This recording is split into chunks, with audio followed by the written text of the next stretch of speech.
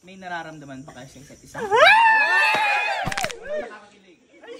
Sumagot ka. Wala pa. Wala!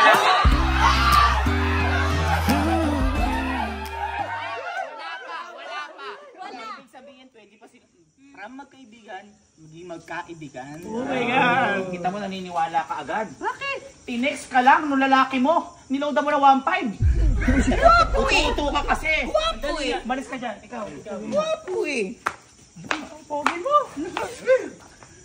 Kailan kaya magmamahalan?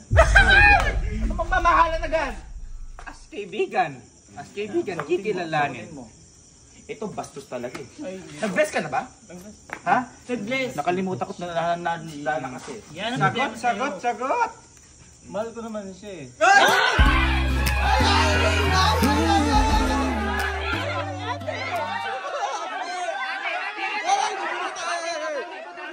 Madaming tao ate. Bilang kaibigan po. Ate.